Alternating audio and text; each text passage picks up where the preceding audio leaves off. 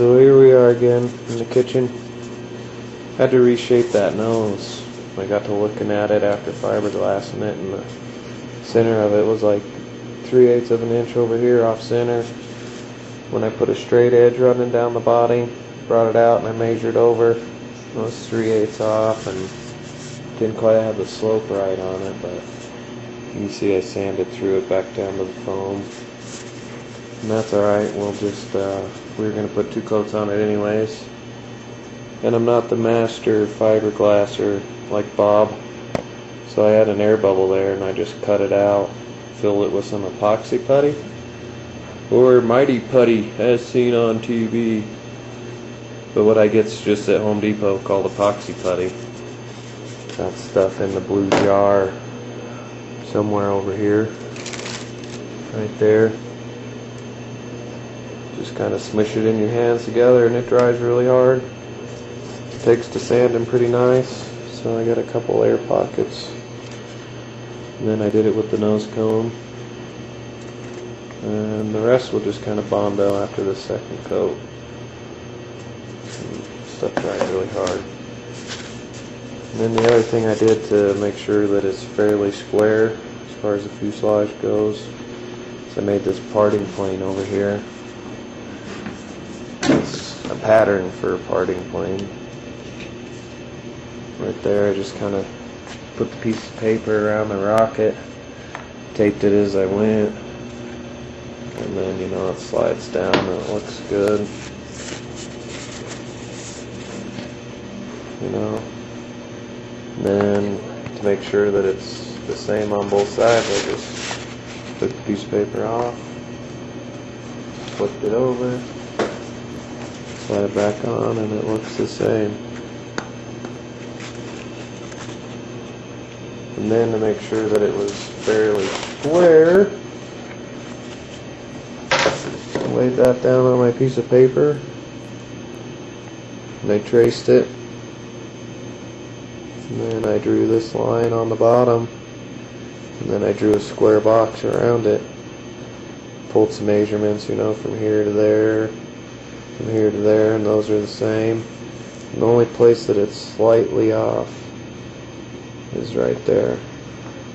So I'll come back on the rocket and just put a little more Bondo on that side and taper it over to this side. Maybe sand a little off there after the second coat, and that thing should be pretty square, symmetrical. So that's that. And then went over to the auto parts store and got some of that Bondo Bob's been using. I've been using the other kind without the primer. We'll see what his stuff works like. Bought me some spreaders, and I got some of this other stuff that Bob's been talking about. Spray balm primer, he was saying. So I got myself some of that. It's gray. So yeah, I figured Bob would find that pretty funny that I found it.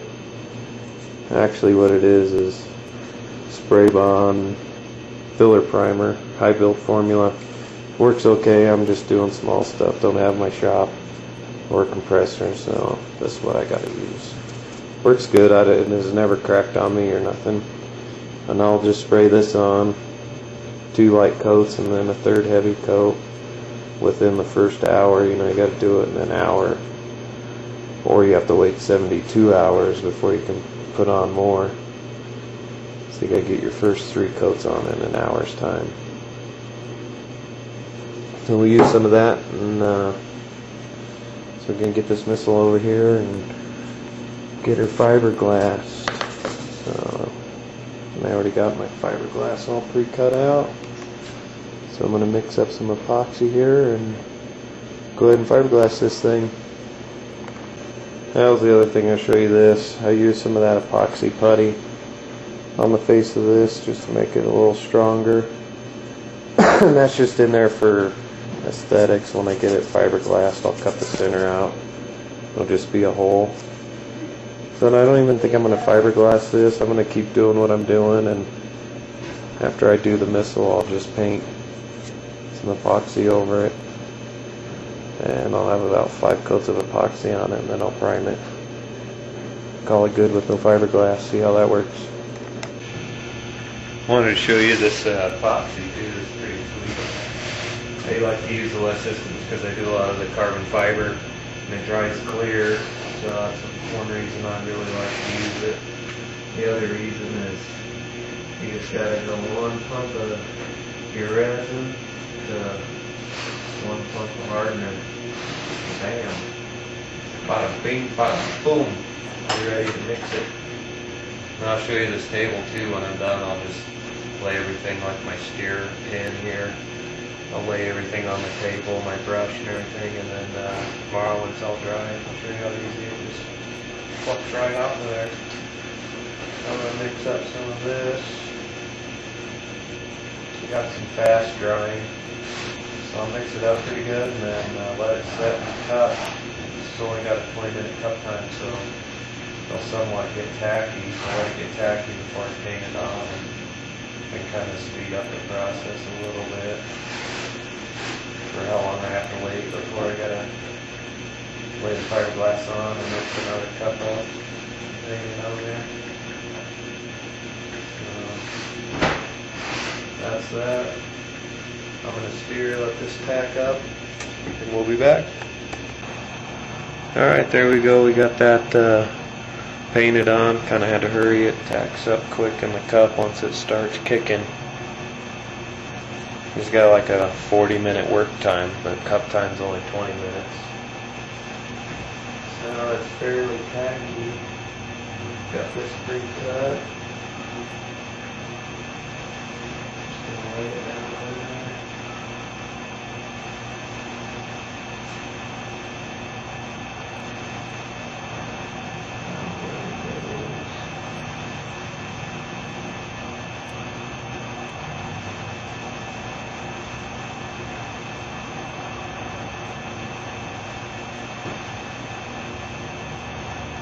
We'll lay it down on there a couple times, huh?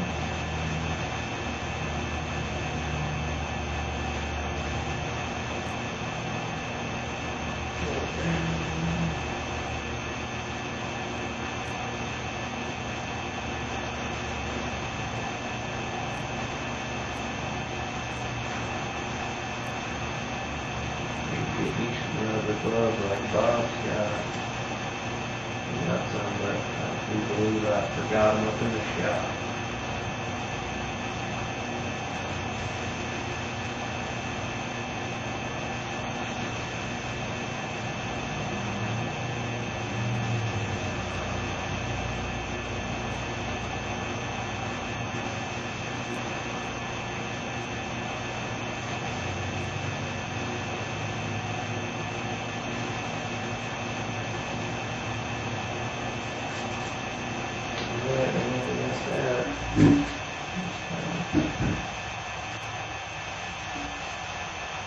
Working on there.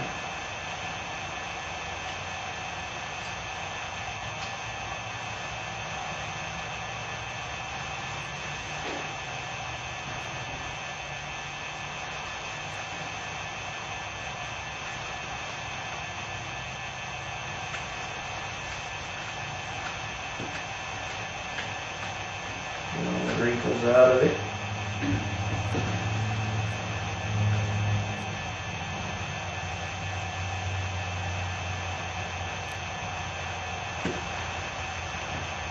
Otherwise those wrinkles are just big air pockets. And then it's not very strong, you know, you squeeze it and you got Bondo or something there and you squeeze it, it'll flex and all that stuff will break out of there.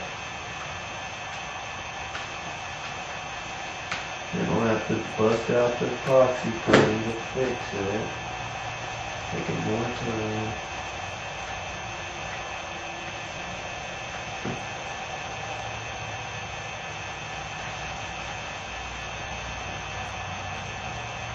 So that's about all I'm going to be doing there, and then I'll probably mix up another pump once I get that all flattened out, and then I'll just apply some more with the brush.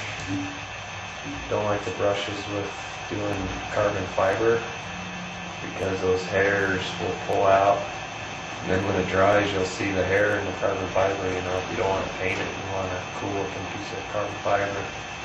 My Funjet, you get about 10 or 15 of those little hairs in there, but you only see a couple because I painted over most of them, but it looks horrible. But hey, you live and you learn. I kind of like the sponge brushes or the rollers when you're putting it on your mold. You know, put on your epoxy on the mold with the roller, and you got to get one that doesn't get attacked by the epoxy or the roller will fall apart. You know, have all those chunks in there too. But that's pretty much just for carbon fiber, fits fiberglass, no big deal. So we'll be back in a few.